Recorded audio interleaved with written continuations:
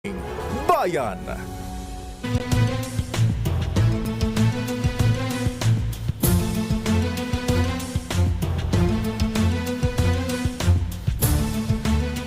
Narito ang pinakahuling balita hanggang sa mga oras na ito.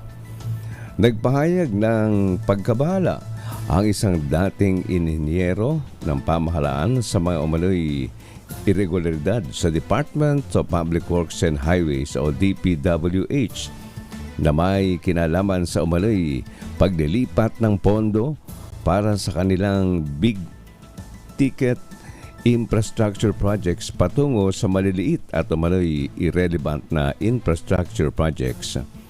Nakasaad sa 3 pahinang complaint letter na naka-address kay Pangulong Bongbong Marcos mula kay dating government engineer David D. Guzman na ilang pondo na orihinal na itinalaga para sa multibilyong pisong proyekto na pinopondohan sa ilalim ng foreign assisted programs ay isinantabi ng DPWH at hindi inilaan para sa orihinal na layunin nito.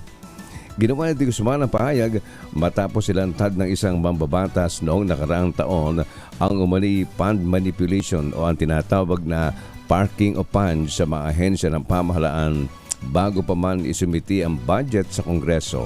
Sinabi ni Guzman na posibleng umanong may sindikato sa likod ng iligal na pag-realign ng bilyong-bilyong pisong pondo sa DPWH. Ikinalungkot niya na ang DPWH ay nananatili umanong puno ng katiwalian at karamihan sa mga proyekto nito'y baon sa red tape. Sinabi pa nito na ang kakulangan ng proper monitoring at supervision ay hindi lamang naglalagay sa alanganin sa kaligtasan ng publiko kundi maging banta na rin sa maaksaya ang pondo at resources ng pamahalaan. Sinasabing matagal ng isang open secret sa ilang korap na DPWH officials ang humingi ng komisyon o kickback mula sa mga contractors na sinasabing siya umanong rason kung bakit ang panukalang pondo para sa departamento ay nagiging mangled beyond recognition dahil dito ay puno ng lump sum appropriations.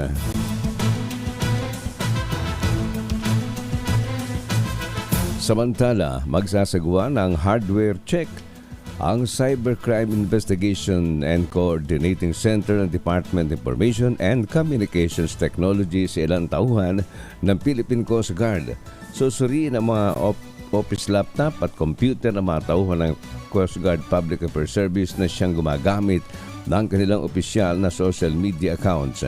Ayon kay PCG spokesperson Rear Admiral Armando Balino, layon nitong matiyak na matatanggal ng CICC ang mga malware na ginagamit ng 3 hackers para i-hack ang kanilang Facebook page. Makatutulong din aniya ito sa lalong pagpapalakas sa cybersecurity ng PCG para mapigilan ang mga cyber attacks sa kanilang sistema.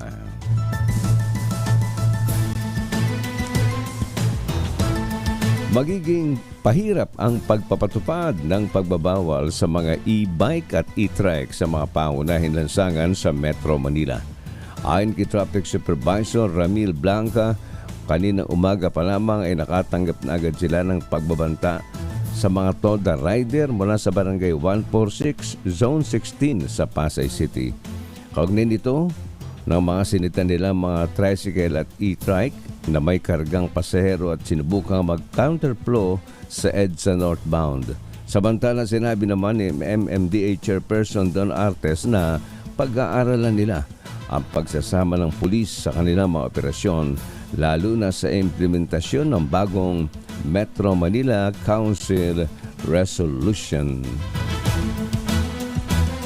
Mula sa DZRH News Center, ako si Andy Verde, tuloy-tuloy sa pagbabalita, tuloy-tuloy sa serbisyo, sama-sama tayo, Pilipino. Buong kapuluan, ganap ng 1 minuto, makalipas ang alas 12 ng hating gabi. RH Rapido Hataw Balita.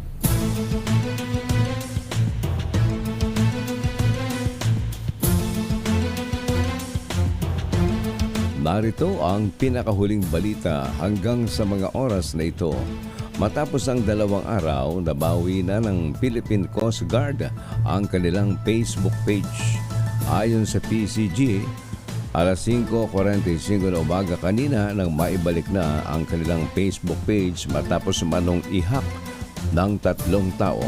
Sinabi ni PCG spokesperson Rear Admiral Armand Balilo, tumulong sa kanila ang Cybercrime Investigation and Coordinating Center ng DICT para sa back operations. Dito nadiskubre ang hackers na may Facebook names na Fatima Hassan, Murat Kansu at Vicky Bates.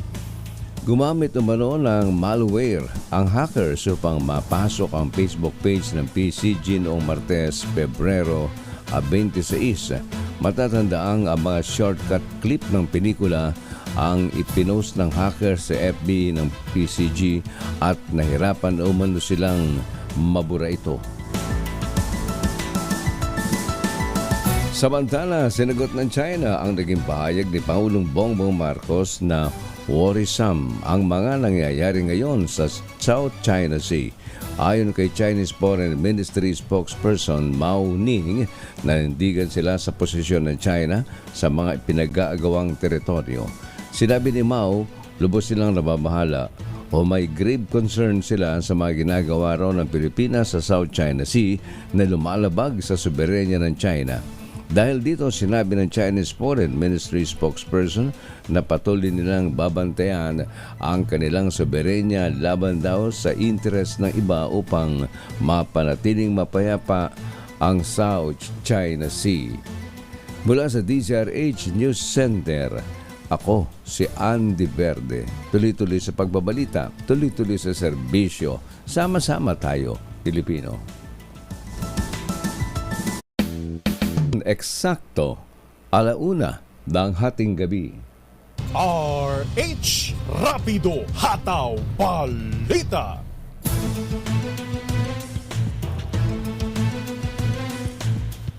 Narito ang pinakahuling balita hanggang sa mga oras na ito. Pinaapura ni Pangulong Ferdinand Marcos Jr. ang National Fiber Backbone o ang NFB project para mas mapahusay at mapabilis ang internet connectivity sa bansa. Kaya naman, nagsalib puwersa na ang Department of Information and Communications Technology at ang National Grid Corporation of the Philippines sa paglalatag ng fiber optic cables at wireless technology. Dilagdaan na nina NGCP President at CEO Anton Almeda at DICT Secretary Ivan Jan Uy ang kasunduang gagamitin ang infrastruktura ng NGCP para sa proyekto. Sabi ni Almeda, handa silang tumulong sa NFB project na isang transformative initiative ng Administrasyon Marcos para sa kapaki-kapaginabang ng mga Pilipino. Bilang paghahanda sa pag-arangkada ng proyekto, sinimula na ng DICT ang civil works at installation activities para sa telecom shelters sa mga NGP substation. Samantala, balak ni San Juan City Mayor Francis Zamora na tumakbo sa 2025 elections para sa kanyang ikatlong termino bilang mayor. Binanggit din ni Zamora na noong nakaraang halalan ay buong partido niya mula kongresista hanggang 12 konsehal ang nanalo sa lungsod. Matatandaang noong 2019, nanalong alkalde si Zamora laban kay nooy Vice Mayor Janela Ejercito dahilan para maputol ang 50 taong pamamayagpag ng Ejercito Estrada sa San Juan City. Si Zamora ay nagsisilbi din ngayon na Pangulo ng Metro Manila Council.